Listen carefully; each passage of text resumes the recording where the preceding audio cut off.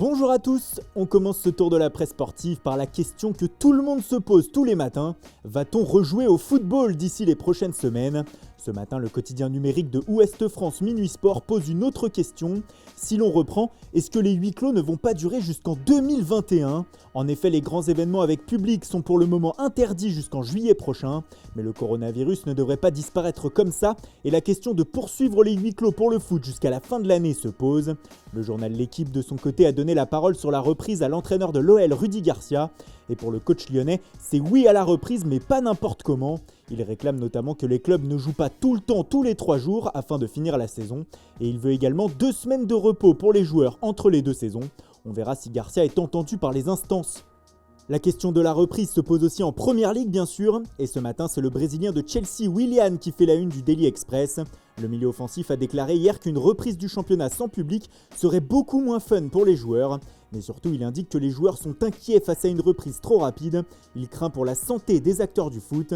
Même les joueurs de Liverpool vous diront qu'ils sont préoccupés par leur propre santé et celle de leur famille, pas par le titre de champion, a-t-il ajouté. Sur la une du tabloïd anglais, on peut également voir une information sur le futur de Jadon Sancho. Annoncé de retour en Angleterre cet été via Manchester United ou Chelsea, le prodige de Dortmund n'a pas encore choisi. Mais son club, le Borussia Dortmund, ne compte pas se laisser faire. En effet, un nouveau contrat XXL qui ferait de lui le 2e joueur le mieux payé du club derrière Marco Reus devrait être proposé par le club de la Ruhr à sa star. Reste à savoir s'il a véritablement envie de rester en Allemagne ou de retourner au pays. On parlait de Manchester United, parlons du voisin maintenant, Manchester City. Ce matin, on apprend dans les colonnes du journal algérien Le Buteur que l'entraîneur des Citizens, Pep Guardiola, aurait fermé la porte à un possible départ de Riyad Mahrez cet été. Le coach espagnol aurait fermé la porte à tous les joueurs de l'effectif, sauf à Leroy Sané. Pour Mahrez, les choix de Guardiola sont une bonne nouvelle puisque le buteur relaie aussi les dires du Daily Mail qui explique que l'Algérien n'avait pas l'intention de bouger de Manchester City lors du prochain mercato. Toujours au sein des clubs anglais, un géant endormi semble être en train de se réveiller depuis quelques jours. Il s'agit de Newcastle. Le propriétaire actuel Mike Ashley est sur le point de vendre le club à un consortium basé en Arabie Saoudite. Et forcément, les premières rumeurs sur d'éventuelles recrues commencent à fleurir dans la presse anglaise. Ce matin, le Daily Star explique que Rafael Benitez se serait proposé afin de revenir coacher l'équipe la saison prochaine. Mais les nouveaux propriétaires auraient d'autres idées et verraient plus grand. Et certains évoquent même une envie de faire venir Mauricio Pochettino sur le banc des Magpies. L'ancien entraîneur de Tottenham est actuellement libre. Les noms de Massimiliano Allegri, lui aussi libre, et de Steven Gerrard, sous contrat avec les Glasgow Rangers, auraient aussi été cités. Côté joueur, Mundo Deportivo rapporte que Newcastle aurait un œil sur le Barcelonais Arturo Vidal, mais la concurrence avec Manchester United s'annoncerait forte. Et si on élargit la une du jour de Mundo Deportivo, on découvre une interview exclusive de l'ancien président du Barça, Sandro Rosell. Le boss du club de 2010 à 2014 s'est exprimé sur l'actualité du FC Barcelone, et notamment sur le fait de faire revenir Neymar au Barça. Pour lui, si le Brésilien revient, il faut lui faire signer un contrat avec des conditions.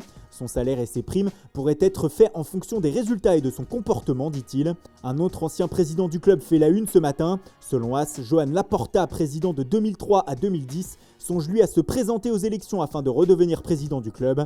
Un vrai retour dans le passé pour le quotidien. Enfin, dernière actualité autour du Barça ce matin, elle se retrouve à la une de Sport.